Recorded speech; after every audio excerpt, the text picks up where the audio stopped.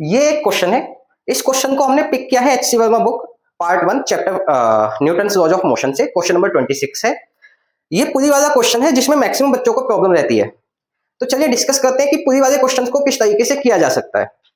यहाँ पर अगर हम क्वेश्चन की बात करें तो क्वेश्चन में दो ब्लॉक्स दिए गए हैं, जिसमें से एक ब्लॉक का मास m1 और दूसरे ब्लॉक का मास m2 है। m1 पर लेफ्ट साइड में एक फोर्स F अप्लाई हुआ है जिसकी वैल्यू हमें क्वेश्चन में दी गई है, और दूसरा जो ब्लॉक है वो नीचे की तरफ हैंग किए हुए है, तो इसका खुद का वेट अप्लाई हुआ होगा जिसको हम m2g कह देते हैं। यहाँ पर अगर हम देखें तो टेबल को स्मूथ दिया गया है, ठीक है, मतलब फ्रिक्शन एब्सेंट होगा। अब देखते हैं क्वेश्चन करते कैसे हैं। ये तो मैंने बोर्ड लिख दिया जो क्वेश्चन में गिवन है, क्वेश्चन आपको स्क्रीन पर भी दिखाई दे रहा होगा, आप देख सकते हैं। यहाँ पर फ्रिक्शन एब्सेंट है। सबसे पहले क्या करना होता है इस टाइप के क्वेश्चन में कि हर एक ब्लॉक पर जो जो फोर्सेज अप्लाई हुए हैं सभी को काउंट कर दें। तो इस ब्लॉक पर एक फोर्स F लगा होगा, लेकिन इस ब्लॉक में एक ये स्ट्रिंग भी टाइड है, तो स्ट्रिंग में टेंशन आती है, तो स्ट्रिंग में टेंशन। लेकिन मैक्सिमम बच्चे इसमें कंफ्यूज रहते हैं कि सर टेंशन यहाँ अगर मैं देखूं तो टेंशन इस डायरेक्शन में होगी, लेकिन इस जगह टेंशन इस डायरेक्शन में होगी। तो सर टेंशन की एक ही स्ट्रिंग में टेंशन की दो डायरेक्शन कैसे हो सकती हैं? एक ही स्ट्रिंग में टेंशन की दो डायरेक्शन कैसे हो सकती हैं? यहां से देखें तो ऐसे होनी चाहिए टेंशन, यहां से इस तरीके से, मतलब दोनों अपोजिट डायरेक्शन है। तो इसमें टेंशन का डायरेक्शन कैसे डिसाइड होता है वो देखें। देखें ये जो एंड है थ्रेड का, ये जो एंड है ये एक्चुअली फिक्स्ड एंड है, टाइड है, और जो फिक्स्ड एंड होता है उससे अपोजिट डायरेक्शन में टेंशन लगती है। तो ये फिक्स्ड एंड है तो इधर टेंशन अप्लाई होगी। वहीं देखें तो यहाँ पर ये फिक्स्ड एंड है, इससे इधर की साइड टेंशन होगी, मतलब away from the fixed and tension की डायरेक्शन होती है। ठीक है, चलिए अब क्या करना है। यहां पर हमसे पूछा है कि m1 का एक्सेलरेशन क्या होगा, what is the acceleration of m1। ठीक है, अब एक्सेलरेशन पूछा है तो नॉर्मल सी बात है मोशन हो रही होगी। विदाउट मोशन तो क्वेश्चन काफी इजी हो जाता है, लेकिन अगर मोशन हो रही है तो थोड़ा सा चेंज आ जाता है। क्या चेंज आता है देखते हैं।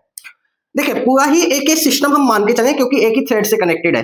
सपोज कर लेते हैं इस डायरेक्शन में फोर्स अप्लाई हो रहा है, तो पूरा जो सिस्टम है ये पूरा ब्लॉक इधर जा रहा होगा इस तरीके से। जब ये इधर जाएगा तो नीचे वाला ब्लॉक ऊपर की तरफ मूव करेगा। ठीक है, चलिए अब क्या करना होता है। तो हर एक बॉक्स में के लिए इक्वेशन बनानी होती है। कैसे बनाते हैं, तो यहां पर अगर मैं देखूं तो F लेफ्ट साइड में लग रहा है और मोशन भी F की ही डायरेक्शन में हो रही है। इसका मतलब F ग्रेटर होगा टेंशन से, तभी तो F अपनी तरफ खींच पा रहा है। F माइनस छोटे वाले फोर्स को माइनस कर देते हैं, तो F बड़ा है ना, क्योंकि F की डायरेक्शन में ही मोशन हो रही है। जिस डायरेक्शन में मोशन होते हैं उसी को बड़ा फोर्स मान के चलते हैं। तो F बड़ा है टेंशन छोटा है, तो बड़े वाले में से छोटा वाला माइनस करेंगे। इक्वल्स टू जिस ब्लॉक के लिए इक्वेशन बनाए m1 into A, this one is equation number 1।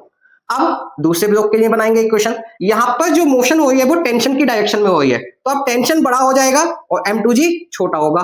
तो क्या लिखेंगे इक्वेशन, T बड़ा वाला माइनस m2g छोटा वाला इक्वल्स टू किस ब्लॉक के लिए लगाए, इसके लिए, तो m2 इंटू ए।